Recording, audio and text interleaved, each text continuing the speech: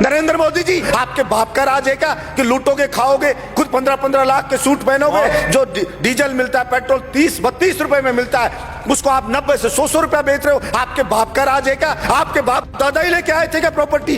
आपके तो मैं चाय बेचने वाला था। नरेंद्र मोदी जी, कितने चाय बेचने वाले 15-15 लाख का सूट पहनते हैं? और वो किसान है, वो कल भी फटी धोती में था, आज भी फटी धोती में था। फिर कहां से आप जनता के तेजी हो गए कि नरेंद्र मोदी को हाथ जोड़ करके, सर झुका करके और माफी मांगनी चाहिए कि मुझसे गलती हो गई, मेरी मति भ्रष्ट हो गई थी, मेरी बुद्धि भ्रष्ट हो गई थी, इसलिए मैं अहंकार में आ गया था और मैं माफी मांगता हूं, मैं इन बिलों को वापस लेता हूं। कि नरेंद्र मोदी जी को भी यह अहंकार नहीं रखना चाहिए। यह जनता उठा के ऐसा पटक देगी कि वो कल्पना भी नहीं कर सकते। और वही लोग जो आज मोदी मोदी कर रहे हैं, जो आज जयकारे लगा रहे हैं, वही उनको गाली देते हुए नजर आएंगे कि इस मोदी के कारण हम बर्बाद हो गए, सब कुछ लुट गए, जनता की गालियां खा रहे हैं। वो सब के सब कहना पड़ेगा। किसान है, उसके तन पे कपड़ा नहीं है, मजदूर के तन पे कपड़ा नहीं है। आप घूम रहे हो वहां 36 तरह के व्यंजन खा रहे हो, वो सूखी रोटी खा रहा है। और किसान ने अगर पिज्जा खा लिया तो उसको सोशल मीडिया पे चलाते हो, पिज्जा क्यों खा लिया? क्योंकि भाई आपको ही अधिकार है पिज्जा खाने का, आपको ही अधिकार है कूलर में सोने का, आपको ही अधिकार है एसी में रहने का, आपको ही अधिकार है पैंट शर्ट पहनने का। और प्रधानमंत्री जी को इतना अहंकार हो गया है कि मैंने जो बिल लिया भला उसका विरोध किसी ने क्यों कर दिया। उस अहंकार में वहां कीलें लगा दी जाती हैं, वहां पे ऐसे ऐसे बैरिकेड बना दिए जाते हैं, वहां पे ऐसे लगा जैसे पाकिस्तान की कोई सेना अटैक करने आने वाली हो, उससे ज्यादा वहां पे सुरक्षा के इंतजाम करे जा रहे हैं। और इस बात का पाप लगेगा। और आपको मैं तो कहता हूं कि देखना, इसी जिंदगी में रहते रहते आपको सजा भुगत के जानी पड़ेगी। वास्तव में जनता विरोध में आने लगे, जब वास्तव में राजा को लगे कि सड़क पे जनता उतरने लगी है, तो उस अहंकारी राजा को तुरंत उनकी समस्याओं को ध्यान में रख करके समाधान करना चाहिए, वरना जनता उसको उठा के कुर्सी से मोदा पटक देगी। ये उस राजा को ध्यान रखना चाहिए। मैंने पहले भी मांग की और आज भी सरकार से मांग कर रहा हूं, आखिर बोलेगा कि राजस्थान हमारा ये किसान है जो पानी से बहुत परेशान है। हमारा बहुत सा क्षेत्र डार्क जोन में, मैंने पहले भी कहा कि सड़कों पे बजट दे रहे हैं, दूसरी चीजों पे बजट दे रहे हैं। आप नदियों का पानी जो व्यर्थ बह जाता है बरसात के दिनों के अंदर, अगर उस पानी को ही लाया जाए, चंबल ही है हमारे यहाँ, चंबल भी खतरे के निशान से बहती है सभापति महोदय बारिश के दिनों में। यमुना का पानी है वो खतरे के निशान से यमुना बहती है। हरियाणा के अंदर पंजाब वाले पानी छोड़ देते हैं नहरों में, वो लोगों के खेतों में भर जाता है पानी। और वो वहां का जो कोई एमएलए का चुनाव लड़ता है, वो ये कहता है कि मैं आपके खेत में ये पानी नहीं आने दूंगा, ज्यादा आपकी फसल खराब नहीं होने दूंगा, मैं इसको रोकूंगा। मैं कहना चाहता हूं, एक तरफ तो वहां पे बाढ़ आ रही है, यहाँ बिहार में देखते हैं कि लोग मर रहे हैं, उस बाढ़ से राहत के लिए कोष दिया जाता है। और दूसरी तरफ राजस्थान का किसान पिसाया मर रहा है, राजस्थान की जनता पिसाई मर रही है। तो मैंने कहा, पहले भी कहा, हिंदुस्तान की सरकार हो चाहे राज्य की सरकार हो, एक बार भगवान के लिए कुछ समय के लिए और चीजों पे बजट रोक करके और एक बार इस किसान के पानी के लिए आप बजट दे दो और किसान के खेत तक इस पानी को पहुंचा दो। फिर इस देश की तरक्की किसान ही कर देगा। और जो किसान के बेटे हैं, बेरोजगार हैं, उनको आप रोजगार दे दो, किसान की फसल को खरीद लो, किसान को सस्ते दाम पे डीजल दे दो, किसान को बिजली मुफ्त दे दो, गरीब को बिजली मुफ्त दे दो। तो वो जब वो खुशहाल हो जाएगा सभापति महोदय, किसान खुशहाल हो जाएगा, मजदूर खुशहाल हो जाएगा, तो फिर अपने आप ही देश खुशहाल हो जाएगा। लेकिन यहाँ पता नहीं, मैं समझता हूं देश को खुश करने का मतलब सरकारें क्या समझती हैं।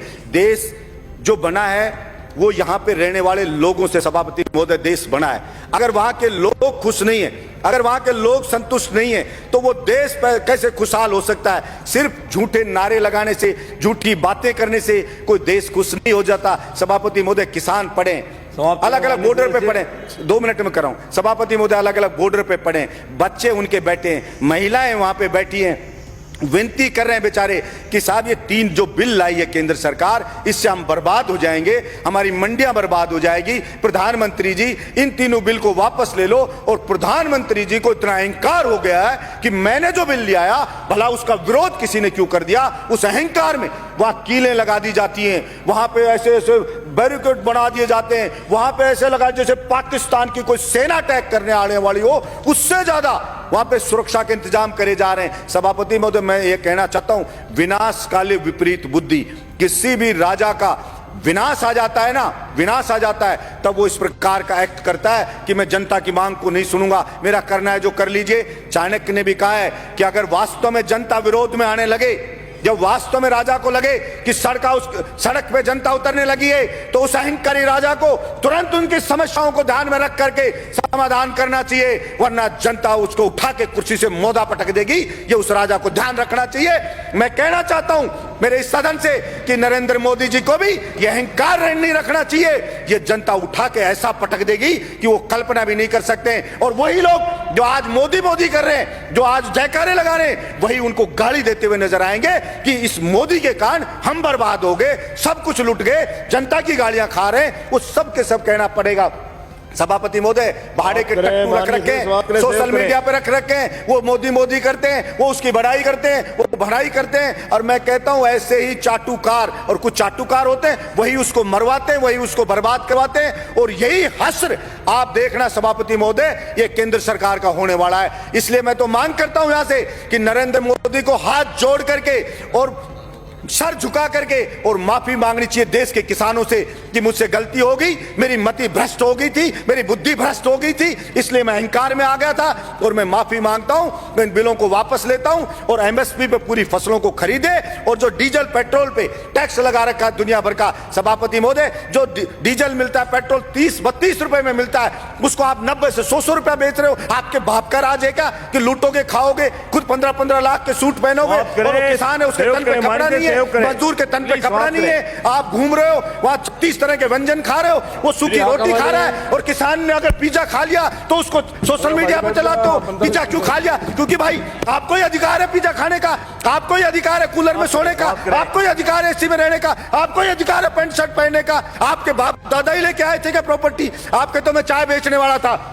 मैं पूछना चाहता हूं नरेंद्र मोदी जी, कितने चाय बेचने वाले 15-15 लाख का सूट पहनते हैं? और वो किसान है, वो कल भी फटी धोती में था, आज भी फटी धोती में था, फिर कहां से आप जनता के तेजी हो गए? आपने मूर्ख बनाया, भावनाओं को भड़काया जनता की को, और आप जनता को भड़का के वहां बैठ गए, और इस बात का पाप लगेगा।